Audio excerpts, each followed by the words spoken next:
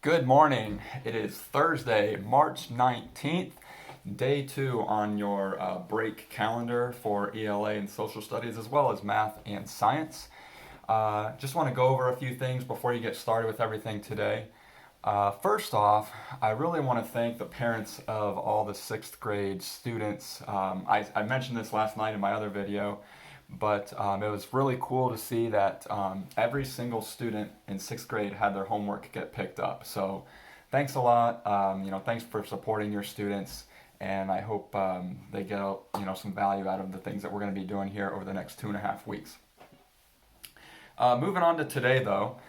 I know some of you probably didn't get your work until maybe a little bit later on in the day or night last night, so you maybe haven't even started any of it yet. If that's the case, that should be fine. I would think you could get day 3 and day 4 done in the same day. So first, I guess I'll just go over what Wednesday was supposed to be. The first thing you were supposed to do for ELA was a simple vocabulary sheet. And I'm going to go ahead and kind of look at my computer here, maybe. So that is what you should find in your packet. Every single day has a cover sheet like that has, I tried to be as specific as possible with directions on what you should do each day. So the first thing that you were supposed to have done yesterday was vocabulary, and that sheet looked something like this. And for on that, there were 3 words, vocabulary words from the chapter. And basically what I want you to do is try to figure out what those words mean using context clues. I went over this a little bit yesterday in my introduction video, but pretty much there's 3 words, there's a sentence there. I want you to think of the context clues in the sentence to try to come up with your own definition.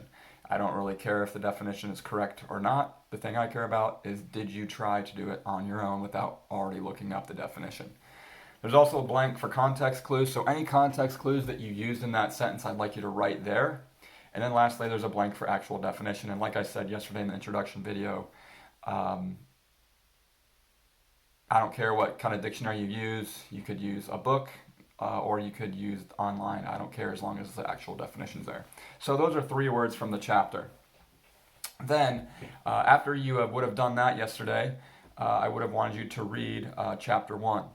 Now, my homeroom actually read chapter 1 the week before we left school, so that would be a little bit of a review for them. But I think it's always good to read it more than once. If sometimes you learn different things the second time or the whatever other time you read something. So I think that would have been good. I did post a video this morning, actually last night, but I put it on the Remind app this morning, where I actually read chapter 1. So if you're a student, that's typically what we do in class, is we kind of read it together. So if your student really likes that, you can kind of check that out. I'm going to be posting those videos to YouTube and putting them on Google Classroom as well as the Remind app. So if that's something that your student likes to do and just kind of listen and follow along in the book, that's great, and I'll keep making videos of all the chapters. If you did not receive a book in your packet, it's probably because you had internet access, and I didn't have enough books for everyone, so I was trying to conserve the books for the students that maybe didn't have internet access. So if that's you, all of your students should have on their Google Classroom a link to the book, where it has all of the chapters in the book on their Google Classroom. They can click that link and it should take them right to that. If for whatever reason they're having a hard time getting on Google Classroom, you can just go to a Google search and then type in the Watsons Go to Birmingham. And then after that, put the letters PDF and search, and it should be the top result that comes up. And if you click on that, it should take you to the same exact thing that I have linked to the Google Classroom. So that would be the way that I would want you to kind of read the book, I guess. So yesterday, you had the vocabulary. You had reading chapter 1. The other thing I wanted you to do yesterday was complete a summary of chapter 1. So that sheet looked something like this. And pretty much what this is, on the top there has 6 lines for the W questions. So who, what, when, where, why, and then a couple lines for other important details. Pretty much just jotting down notes to help you write your summary. Then down in the bottom half of the page is where I'd want you to actually write your summary. Notice I put there to please make sure you write with complete sentences. And that should be about 3 to 5 sentences. It's a way for you guys to kind of remember what you've read. So that was the other thing that you were supposed to have done yesterday. Now today, Thursday, day 4, I believe, there should be a cover sheet for each day, so there should also be a cover sheet for day 4. What I would want you to do there is on one side, there is a table that lists characters, setting, summary, and prediction for next chapter. Now, for chapter 1, it is all done already. It's kind of just like an example for them, so they don't actually even need to fill that out. They can look at it though, and that should help them for when they do that for future chapters like chapter 2 and on after that. Okay, so they really don't have to do this for chapter 1, but I would like them to at least look at it and see kind of what I'm looking for there. And that's something that we did earlier on in the year when we read Among the Hidden, when we talked about it in class. We tried to go over those details after about every chapter and, really help with the understanding as we continue reading the book. So the last thing that we need to do for each chapter is there's a sheet that's on the back of that that says Comprehension and Analysis questions. I'll go ahead and get that on the screen here. Maybe I should do it like this. Pretty much there are 2 comprehension questions there.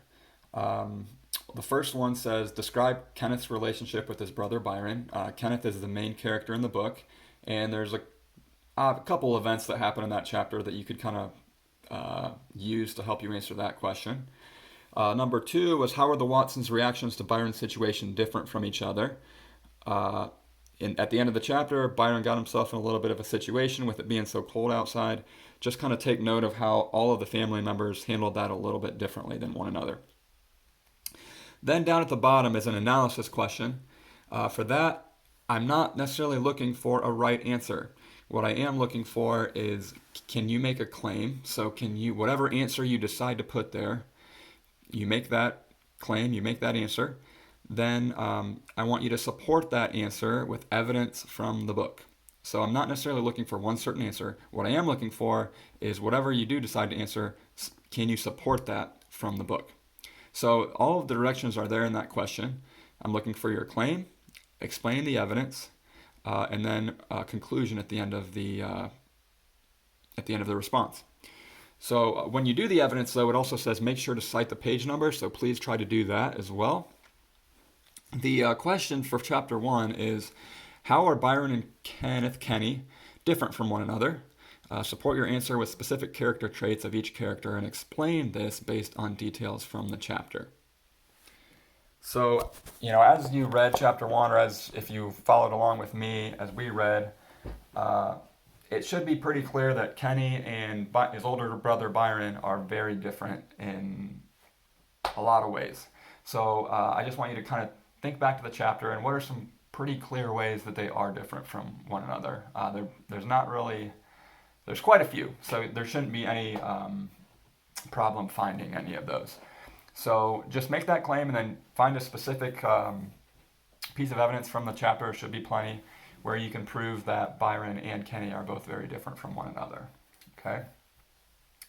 I do want to mention also, I did record that video last night of chapter 1. For whatever reason, it stopped me at like 30 minutes, so I didn't quite get it finished. I just figured that out this morning.